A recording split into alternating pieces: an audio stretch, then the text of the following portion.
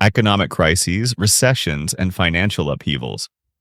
According to history, the only thing we can be certain of is that they will definitely happen. And often. Hello, victims of capitalism and future financial geniuses. If you still think that a recession is when your neighbor's BMW gets repossessed, and a depression is when yours gets taken away, then this video is definitely for you.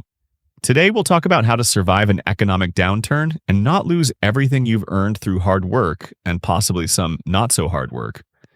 And you know what's funny? Most people prepare for a recession with about the same thoroughness as I prepare for going to the gym. They put it off until the last minute and then panic. But let's not waste time. Here are 5 proven ways to protect your finances when the economy decides to turn into a roller coaster. Fasten your seatbelts. We're starting. Part 1. Assessing your financial vulnerability. The first and most important step is to honestly assess how financially vulnerable you are right now. It's like a health checkup, but for your wallet, and without those awkward moments in a hospital gown. Start with a simple question.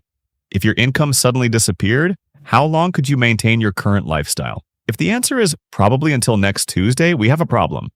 A study conducted by the Federal Reserve showed that nearly 40% of Americans cannot handle unexpected expenses of $400.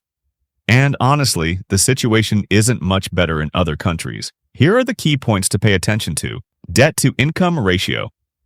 If more than 40% of your monthly income goes to debt payments, you're vulnerable. Very vulnerable.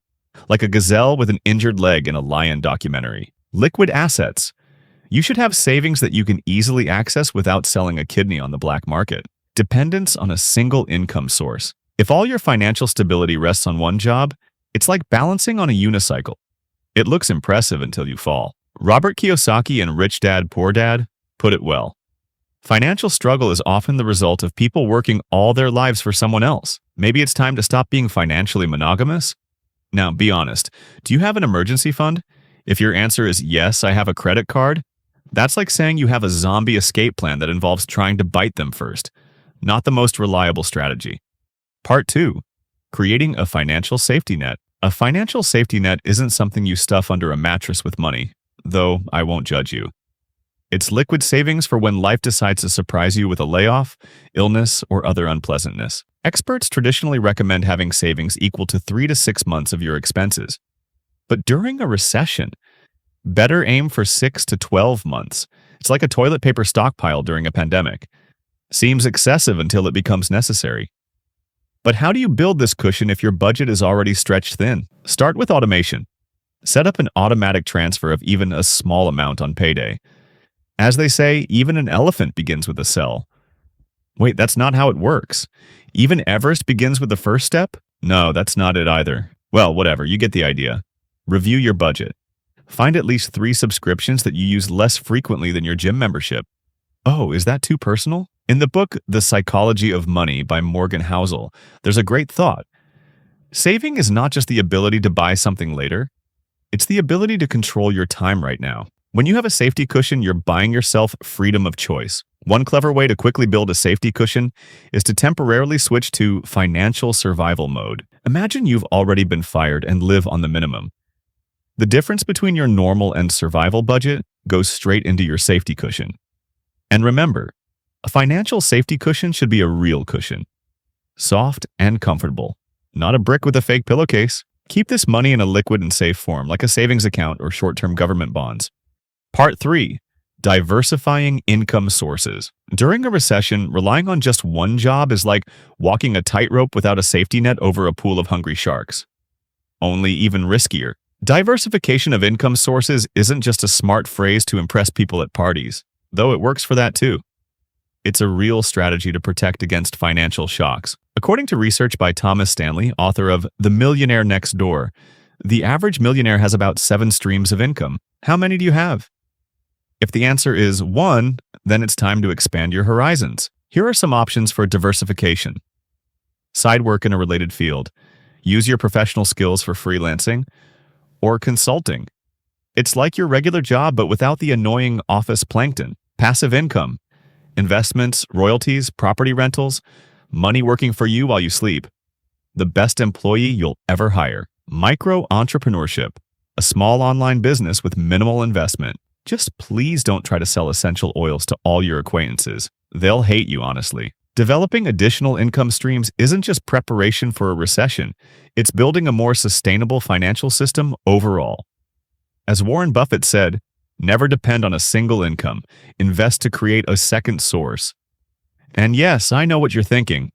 I don't have enough time as it is, and you're suggesting I get a side job. But it's not about working 24/7. It's about finding more effective ways to use your skills, time, and resources. Part 4. Managing debt and liquidity. Debts during a recession can transform from a light backpack into a full-fledged concrete block on your legs, especially when it comes to high-interest debt. The first rule of debt management before a recession: if you can avoid taking on new debt, then don't take it, especially for buying assets that lose value faster than ice cream and sugar. But what about existing debts? Prioritize. Pay off debts with the highest interest rates first. It's like playing a financial strategy game, only without the option to replay the level. Consider refinancing loans, especially mortgages, if interest rates are low. It's like exchanging an old smartphone for a new one, just without the lines at the store. Now about liquidity.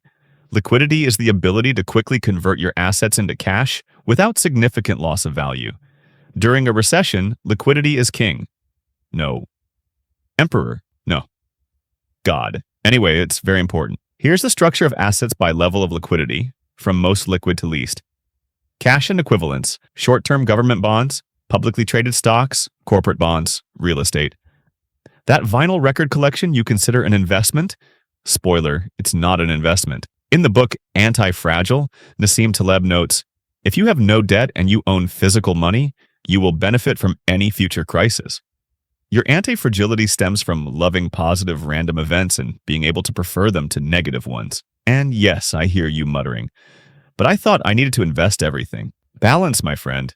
A sensible financial strategy has room for both liquidity and long-term investments. Part 5. Adapting and optimizing expenses. When the economy goes down, your expenses should adapt faster than a chameleon at a disco. Conduct an audit of all your expenses and divide them into 3 categories: necessary, useful, and those you can easily live without. A subscription to a streaming service that you watch once every 6 months? Guess which category that falls into? During a recession, expense optimization isn't just about saving, it's a way of survival. You'll be surprised how many necessary things turn out to be just pleasant luxuries. But remember, optimization doesn't mean living on buckwheat and water, although Russians might argue. It means getting maximum value for every dollar spent. Here are some ways to optimize. Review your subscriptions, from streaming services to club memberships. Time for a merciless purge. Group purchases. Join with friends or neighbors for bulk buys. Economies of scale don't just work for corporations. Replace expensive entertainment with free alternatives. Nature, libraries, free city events.